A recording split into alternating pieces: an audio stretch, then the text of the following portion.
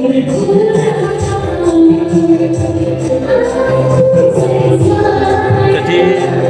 aku datang ke sini hanya jadi tukang foto.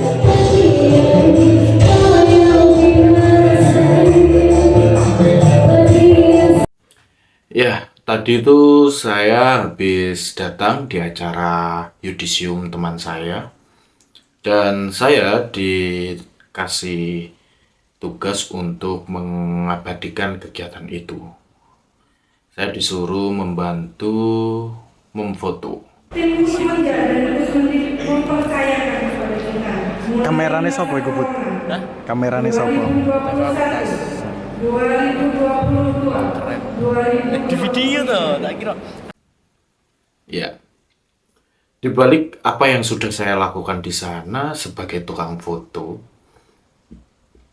membantu dokumentasi di kegiatan tersebut, ada banyak pertanyaan-pertanyaan beberapa adik-adik saya. Yang pertanyaannya sama, konteksnya sama lah.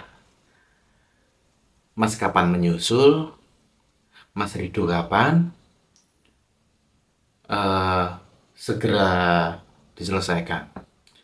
Ya, saya sepakat dengan hal itu.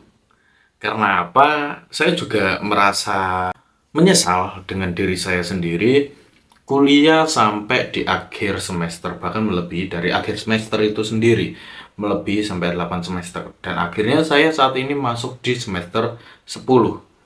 Nah, berkaitan dengan semester 10 saya itu pastinya tidak lepas dari sebab akibat. Nah, dengan kondisi saya yang saat ini, saya ingin membahas tentang lulus tepat waktu atau lulus dengan tepat, kayak gitu.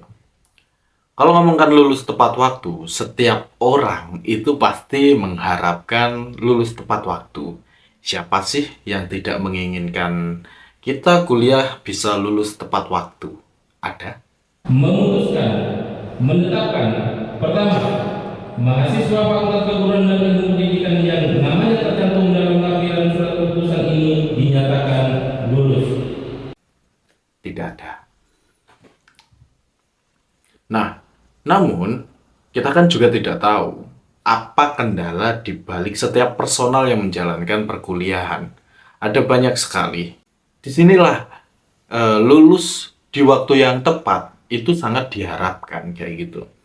Bukan berarti kita harus lulus 8 semester kayak gitu.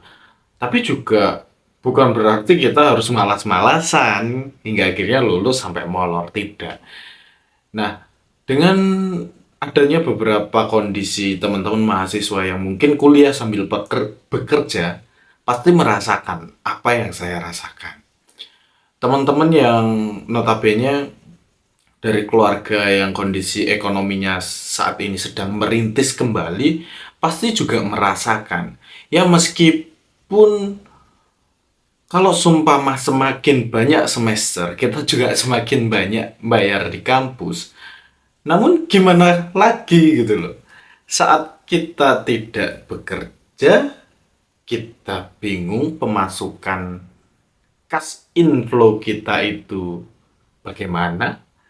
Kalau kita bekerja, kita juga harus siap dengan konsekuensinya apabila mata pelajaran, mata perkuliahan atau skripsi kita akan sedikit terganggu atau mungkin banyak terganggunya kayak gitu ya. Nah, semua itu pasti ada konsekuensinya. Nah, Bang, kan bisa bekerja sambil mengerjakan skripsi. Iya, bisa. Apabila ada pekerjaan-pekerjaan tertentu kayak gitu. Apabila ada pekerjaan-pekerjaan tertentu yang dimana pekerjaan itu bisa tidak mengganggu kegiatan akademik perkuliahan. Namun, tidak semua orang kan bisa untuk mengakses pekerjaan tersebut. Nah, maka opsional lulus tepat waktu itu bukan berarti kita harus molor-molor. Tidak. Namun, bagaimana kita mampu memaksimalkan saat kita lulus, kita sudah mampu untuk mencari apa yang harus kita lakukan. Contoh, mungkin kita sebelum lulus sudah tidak bingung lagi mencari pekerjaan. Kita sebelum lulus kita sudah settle dalam proses pengembangan diri di sosial masyarakat. Nah, hal itu adalah hal yang lebih penting daripada lulus tepat waktu. Bang, kan bisa juga saat kita lulus tepat waktu, kita belajar untuk menyiapkan itu semua. Bisa. Namun, hal yang di sini ingin saya bahas adalah tentang pentingnya lulus tepat waktu dan di waktu yang tepat. Tidak masalah kok kita lulus tepat waktu itu, asal waktunya tepat, di mana kondisi psikologi kita siap, kondisi ekonomi kita siap, atau apapun, kondisi kita apapun, hal-hal apapun yang ada dalam diri kita, kita siap untuk menerima kita sudah tidak menjadi mahasiswa lagi. Berat loh tidak menjadi mahasiswa lagi itu, karena kita sudah kehilangan personal branding kita sebagai status mahasiswa yang dibanggakan oleh masyarakat. Karena saat kita kehilangan status mahasiswa itu, ya masyarakat saat melihat kita ya sebagai masyarakat. Meskipun kita memiliki titel S gitu, namun kalau kita tidak bisa bekerja, kita tidak bisa ada di positioning tertentu dalam konteks pekerjaan di lingkungan masyarakat, ya kita hanya masyarakat biasa yang menyumbang tingkat kenaikan pengangguran kayak gitu. Nggak ada bedanya dengan teman-teman yang baru lulus SMA, terus masih belum bisa mendapatkan pekerjaan, atau teman-teman yang sudah lulus kuliah tidak mendapatkan pekerjaan. Semua sama. Status pengangguran itu sangat-sangat ngeri-ngeri sedap didengarkan oleh orang yang menganggur kayak gitu, dan itu tidak enak.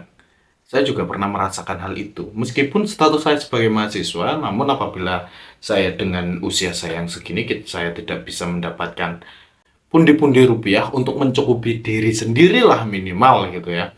Minimal mencukupi diri sendiri. Di usia kita kan sudah sungkan gitu.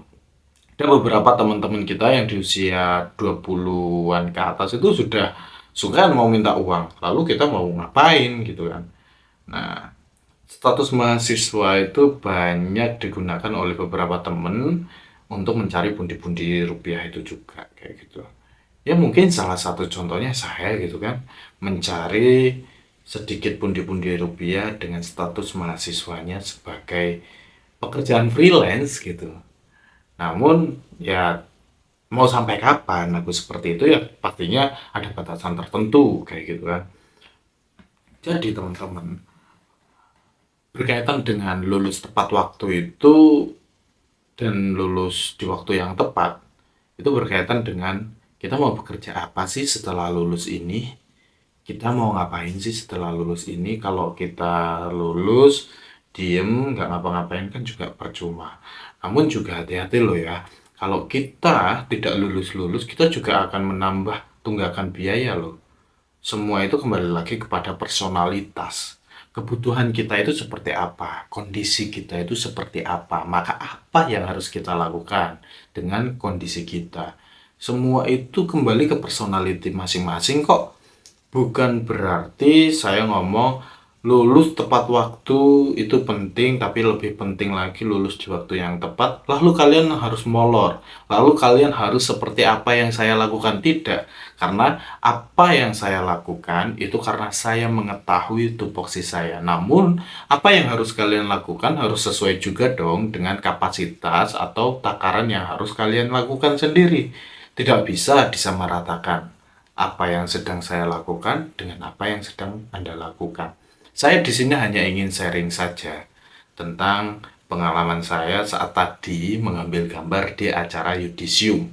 Ingat ya, saya tidak akan memaksakan kalian seperti apa yang saya pikirkan atau apa yang saya sampaikan saat ini di video ini. Karena saya hanya ingin sharing, berbagi cerita tentang pengalaman saya yang mungkin pengalaman saya yang saat ini mempengaruhi pikiran saya akan berubah dengan sendirinya apabila menemukan pengalaman-pengalaman baru. Karena saya tahu sendiri bahwasanya saya masih butuh belajar. Nah, terima kasih mungkin teman-teman sudah mau mendengarkan gitu ya. Ya, semoga kita semua menjadi orang sukses di bidangnya masing-masing. Oke? Selamat